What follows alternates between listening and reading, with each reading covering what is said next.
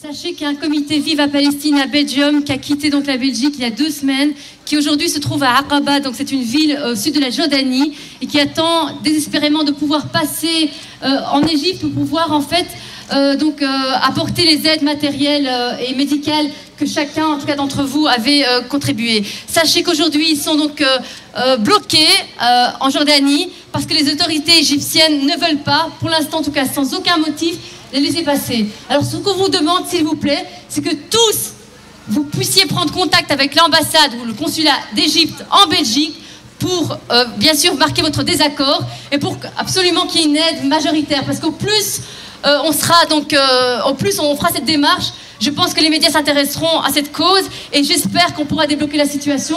Parce que sachez que dans le froid, ils sont là-bas, plus de 250 ambulances et qui attendent désespérément de pouvoir passer. Oui, allô, bonjour. Oui, bonjour, ici Médiane TV, voilà, votre collègue m'a passé le téléphone. Alors expliquez-nous en quelques mots pourquoi vous êtes allé là-bas et dans quelle situation vous trouvez-vous maintenant là où vous êtes. Alors nous avons répondu à l'appel international pour briser le blocus que je viens de là. Écoutez, en attendant, nous avons ce fameux rendez-vous avec une bonne partie des délégations.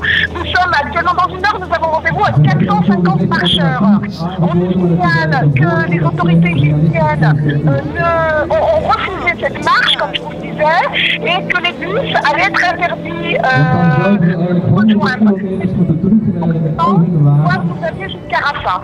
Donc là, je n'en sais pas plus. Pour l'instant, on en saura plus dans une heure sur le lieu du rendez-vous pour savoir si oui ou non, on pourra démarrer la marche, monter dans ces bus ou pas. Voilà.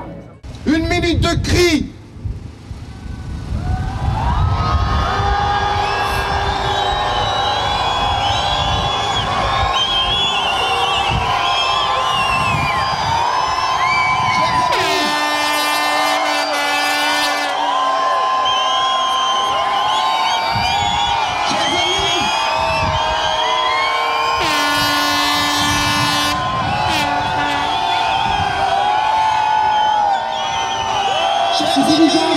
Aux bottes de l'Occident, aux bottes du régime sioniste, aujourd'hui bloquent des milliers de marcheurs qui sont venus du monde entier pour rejoindre Gaza et leur montrer la solidarité internationale, sont bloqués aujourd'hui au Caire, non pas par les chars israéliens, non pas par l'armée israélienne, mais sont bloqués par ceux dont on attend qu'ils soutiennent de toutes leurs forces le peuple palestinien, c'est-à-dire le régime égyptien. Honte à lui. Vous refaites une manifestation 1 an après. Dans quel objectif vous refaites ça? Est-ce que les choses ont bougé? Est-ce qu'il y a des nouvelles?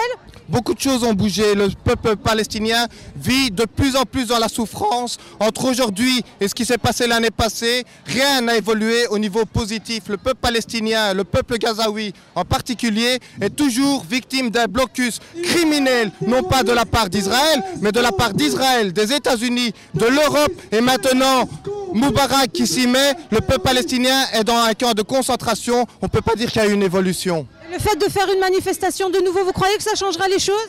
Ne pas faire de manifestation, en tout cas, on peut être sûr que ça ne changera rien du tout. Donc faire une manifestation, c'est un espoir de changer quelque chose. C'est un espoir que nos représentants politiques et l'opinion publique belge entendent et fassent son analyse que le peuple palestinien n'est pas les coupables, mais sont les victimes d'un régime sioniste criminel depuis 61 ans maintenant. Les représentants politiques refusent de reconnaître la révolte populaire palestinienne, la résistance palestinienne incarnée par le Hamas. C'est pour ça qu'ils ne sont pas là. Et nous soutenons la résistance populaire incarnée par le Hamas. Donc c'est pour ça qu'ils ne veulent pas, en quelque sorte, soutenir de quelque manière que ce soit la résistance populaire. Ils veulent une paix dictée par les sionistes, voilà, mais pas par le peuple palestinien eux-mêmes. Mais les 3 questions fondamentales qu'il faut poser aux journalistes, que les journalistes doivent poser aux Israéliens, c'est demander est-ce que vous voulez vraiment la paix? La deuxième question, est-ce que vous croyez que vous aurez la paix tant qu'il y aura des colonies, des murs, des blocus et des confiscations? Et alors, s'ils répondent oui à la première question, qu'ils veulent la paix, et s'ils répondent non à la deuxième, que c'est pas possible tant qu'il y a des blocus. Quand est-ce que vous allez arrêter les colonies? Quand est-ce que vous allez démolir les murs? Quand est-ce que vous allez arrêter le blocus? Et quand est-ce que vous allez rendre les confiscations pour que les Palestiniens puissent vivre? Voilà. Et toutes les autres questions, c'est de la couillonnade. Et chaque fois qu'un Israélien demande le micro, il faut lui poser ces questions-là. Toutes les autres questions ne servent à rien qu'à noyer le poisson dans l'eau. Il faut quand même rappeler que Gaza, pour la première fois de l'histoire de l'humanité, la plus grande prison à ciel ouvert, c'est 1 million de personnes qui sont enfermées, entourées par un mur. Mais écoutez, moi je suis né en 50, les problèmes existent depuis 48, moi j'ai toujours connu des problèmes, donc moi je suis catastrophée quoi. Et je descends dans la rue, c'est la seule chose que tu peux faire. On regarde toujours espoir, voilà, il y a pas mal de monde et la pression sera maintenue et voilà, jusqu'à ce que le blocus sur Gaza sera débloqué. Il faudrait faire beaucoup en plus. Comme quoi? C'est très difficile à dire. Je pense qu'il faudrait que tisser beaucoup de relations pour que le plus de gens possible et de gens différents possible prennent conscience de la réalité en Palestine et puisse chacun faire un petit quelque chose. Continuer à manifester, continuer à clamer la liberté pour la Palestine. Je crois que c'est la seule façon qu'on puisse avoir. Comment on continue à croire, madame? Si on n'a plus la foi, où voulez-vous qu'on aille? Le peuple juif aussi a le droit de vivre. Oui, tout à fait, ils ont tous les deux le droit de vivre, mais c'est pas pour autant qu'on doit opprimer un peuple. Enfant de la Palestine à Gaza, mon histoire par des génocides et de guérilla.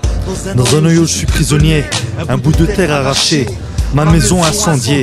Impuissant face à une telle puissance, contre une violence permanente. Ce destin nous malmène, cette peur à long terme. J'ai perdu mon meilleur ami par un obus. J'ai vu des enlèvements et des abus. Chaque famille pleure sur leur sort. On enterre les morts, quel triste décor. J'en place une pour tous les enfants palestiniens de Palestine, en attendant le successeur de Salah ad-Din. Paix à vous-même.